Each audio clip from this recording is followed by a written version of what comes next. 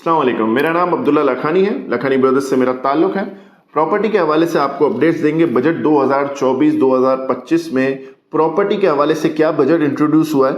इससे पहले अगर आप मेरा चैनल पहली बार विजिट कर रहे हैं तो मेरा चैनल सब्सक्राइब कर दें, लाइक कर दें और बेल आइकन पर क्लिक कर दें। इस चैनल की वजह से आपको प्रॉपर्टी खरीदने में बहुत ज़्यादा क्लियरिफिकेशन रहेगी। आप अपने डिसीजन में बहुत ज़्यादा क्लियर हो जाएंगे। बकिया सर्विस के लिए भी आप मुझे ज़रूर रब्ता कर सकते हैं। आते हैं प्रॉपर्टी बजट 2024-2025 पर। प्रॉपर्टी का ये जो बजट है ये 3 कैटेगरी में मुतारिफ करवाया गया। इसको 3 कैटेगरी में रखा गया है। एक कैटेगरी 5 करोड़ वाली है, एक कैटेगरी 5 से 10 करोड़ वाली है, एक कैटेगरी 10 करोड़ से अबव वाली है।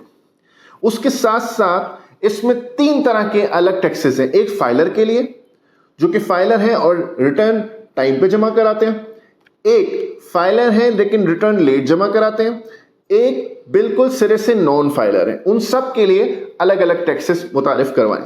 दूसरी 2 नई चीजें जो ये लेकर आए हैं इस वक्त की गवर्नमेंट, पाकिस्तानी गवर्नमेंट लेकर आई है प्रॉपर्टी में बजट के हवाले से, वो 2 चीजें नई इंट्रोड्यूस करवाई। एक सीजीटी और एक एफईडी। सीजीटी यानी कैपिटल गेन टैक्स, एफईडी यानी फेडरल एक्साइज ड्यूटी। उसको भी मैं आपके सामने क्लियर करूंगा, जिसके लिए आपको वीडियो तफसील से आराम से देखनी पड़ेगी ताकि आप प्रॉपर्टी खरीदने और बेचने में बिल्कुल क्लियर हो जाए। आपको किसी किस्म का ये वीडियो देखने के बाद कंफ्यूजन नहीं होगा।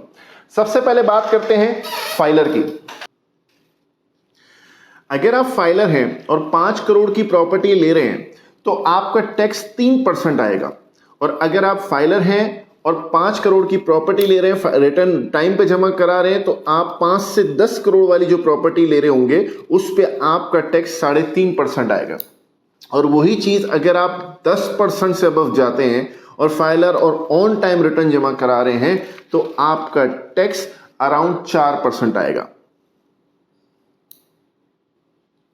फिर दूसरी कैटेगरी यह है कि अगर आप फाइलर हैं और 5 करोड़ की प्रॉपर्टी ले रहे हैं और रिटर्न आपने लेट जमा कराया है तो आपका टैक्स 6% आएगा। और उसी के साथ साथ जो दूसरी कैटेगरी यानी 5 से 10 करोड़ वाली है, और अगर आप 5 से 10 करोड़ वाली प्रॉपर्टी ले रहे हैं और रिटर्न लेट जमा करा रहे हैं तो आपका टैक्स 7% आएगा। और अगर आप 10 करोड़ से अबव की प्रॉपर्टी ले रहे हैं और आप लेट रिटर्न जमा करा रहे हैं तो आपका टैक्स 8% आएगा।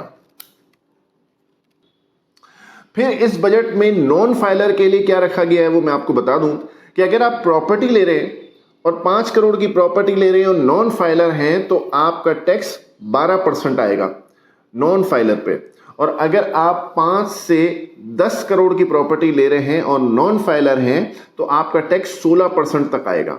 और वही अगर आप 10 करोड़ से अबव की प्रॉपर्टी ले रहे हैं और नॉन फाइलर हैं तो आपका टैक्स 20% आएगा। इसी तरीके से अगर आप प्रॉपर्टी बेच रहे हैं और आप फाइलर हैं और वो प्रॉपर्टी 5 करोड़ तक है तो आपका जो टैक्स आएगा वो 3% आएगा। और अगर आप प्रॉपर्टी बेच रहे हैं और आपका जो अमाउंट बन रहा है वो 5 से 10 करोड़ के करीब बन रहा है तो आपका जो टैक्स आएगा वो 4% आएगा। और अगर आप 10 करोड़ से अबव की प्रॉपर्टी इस मिसाल के तौर पे अगर आप बेच रहे हैं तो आपका टैक्स जो है वो तकरीबन 5% आएगा। फिर उसी तरीके से दूसरी कैटेगरी में अगर आप आते हैं और आप अपने प्लॉट को बेच रहे हैं और रिटर्न लेट जमा करा रहे हैं तो आपका लेट रिटर्न का जो टैक्स आएगा 5 करोड़ की प्रॉपर्टी पे वो 6% आएगा। 5 से 10 करोड़ वाली प्रॉपर्टी पे आपका लेट रिटर्न 7% आएगा। और अगर आप बेच रहे हैं और आपकी प्रॉपर्टी 10 करोड़ से अबव है तो आपका जो ये टैक्स होगा वो तकरीबन 8% तक आएगा। और लेट सपोज अगर आप प्रॉपर्टी बेच रहे हैं और आप नॉन फाइलर हैं तो चाहे आपकी कोई भी अमाउंट हो, चाहे आपकी अमाउंट किसी भी प्रॉपर्टी में कोई भी अमाउंट हो, आपको उसके 10% टैक्स लगेगा। अगर आप नॉन फाइलर हैं और आप अपनी प्रॉपर्टी बेच रहे हैं तो आपको 10% इसका टैक्स देना पड़ेगा। फिर बात करते हैं FED 5%। इस पे लोगों को बहुत ज्यादा कंफ्यूजन हो रहा था। FED का जो 5% अमाउंट पे करना है वो कैसे पे करना है, ये फेडरल एक्साइज ड्यूटी है। लेट सपोज कोई डेवलपर है जो कि कमर्शियल, ये सिर्फ और सिर्फ कमर्शियल प्रॉपर्टी पे लागू होगा FED। और अगर कोई कमर्शियल बना रहा है, मिसाल के तौर पे वो डेवलपर है, अपनी न्यू अलॉटमेंट कर रहा है, तो जो न्यू अलॉटमेंट वो करेगा उस पर उसको 5% फेडरल एक्साइज ड्यूटी गवर्नमेंट को देना पड़ेगी।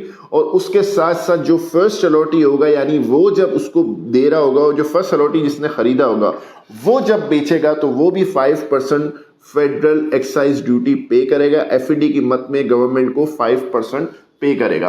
फिर बात करते हैं CGT की, कैपिटल गेन टैक्स, जो कि 15%। ये भी लोगों को बड़ा कंफ्यूजन हो रहा है कि इसके बारे में भी क्लियर करें। CGT यानी 15% जो गेन टैक्स है उसकी मैं बात बता दूं, जो कि आपकी ऑफिशियल अमाउंट होगी जिस पे भी आप प्रॉपर्टी खरीद रहे होते हैं, जिस पे आप टैक्स पे कर रहे होते हैं। मिसाल के तौर पे जब वो चेंज होगी उसके हवाले से जो भी चेंजेस आएंगे उसमें जो भी गेन आपको मिलेगा, जो भी प्रॉफिट आपको मिलेगा, उसका 15% आपको गवर्नमेंट को पे करना पड़ेगा।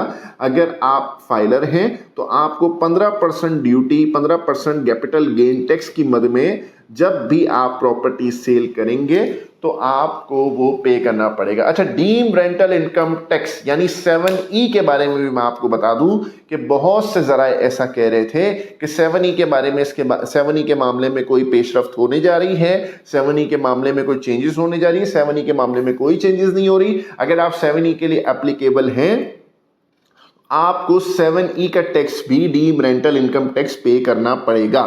तो इसमें अभी नए जो टैक्स आए वो कैपिटल गेन टैक्स का आपको बता दिया, FED का आपको बता दिया, with holding tax, advance tax आपको बता दिया।